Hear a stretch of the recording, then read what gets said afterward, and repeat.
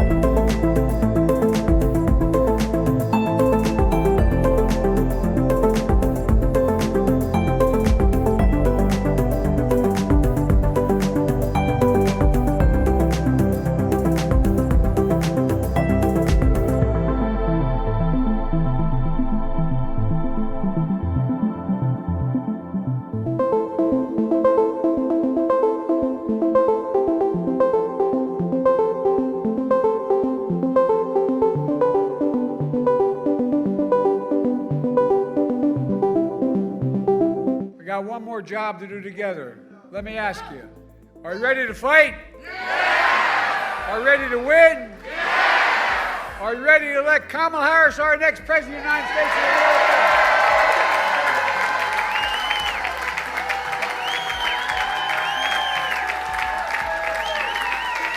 And in the process, are you ready to make Donald Trump a loser again?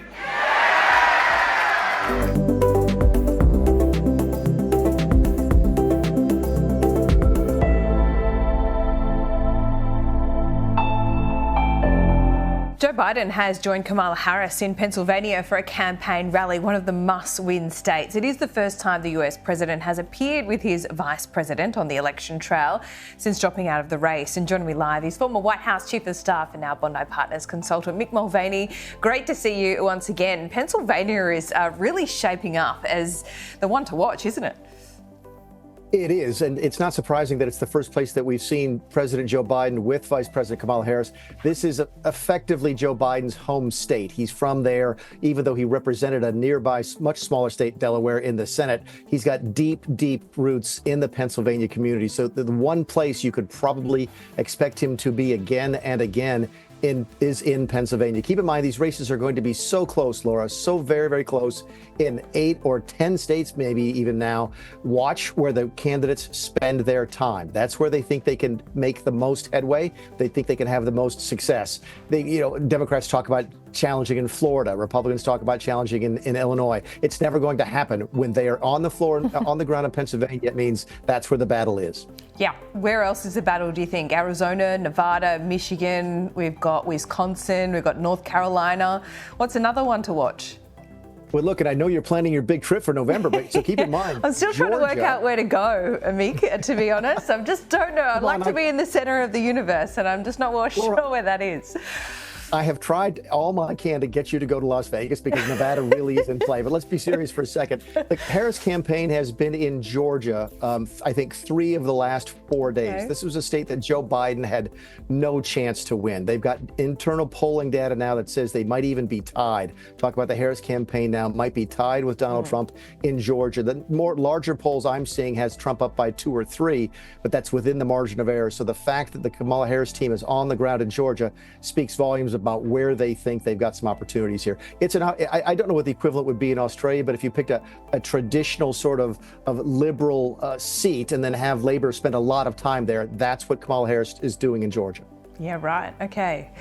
Well, I'll maybe plan my trip a little bit more last minute. Vegas, I don't know. Don't know whether bosses would like that.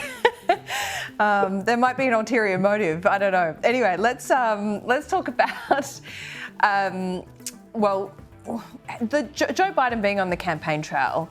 What is the point of his presence? I mean, in those traditional Democrat seats, is it important for voters to see that this is a smooth transition, if you like, an endorsement, or is he just a reminder that she's part of the current administration, and if you don't like the current administration, well, she's made all the decisions too? Pennsylvania will be the only state that you see Joe Biden campaign in because it's the only swing state where he actually has some deep roots. They're not sending him to Michigan. They're not sending him to Wisconsin. They're certainly not sending him down to Georgia. He's very unpopular in a lot of places around the country, but he's from Pennsylvania. So my guess is, and it's an educated guess, this will be the one place you will see him on the ground for Kamala Harris, and you'll see him again and again. Keep in mind, he's been active in politics now in that area. Delaware is right next door to Pennsylvania. He's been active in politics in that area for almost 60 years, and he has a lot of deep roots that he can call on for extra support for Kamala Harris in a state that might be decided, Laura, by maybe 10,000 votes or less. It's going to be extraordinarily close in that state, along with many others. Is this debate going to happen, do you think? Yeah, I am still 50-50 on the debate. I'm 90-10 on the debate. I think it's going to happen because we're just getting now too close for either side to back out, and everybody assumes it's going to happen. But keep in mind, Donald Trump, he says he has agreed to the rules that the network that's carrying it, the television network, has laid out. The Harris team has not committed to that yet. They're fighting still, Laura, over whether or not the microphones will be turned off when it is no longer the candidate's time to speak. This was part of the deal that the Trump team reached with the Biden team. It was the original terms of the original debate going back about 2 months now, and the Trump team wants it to continue.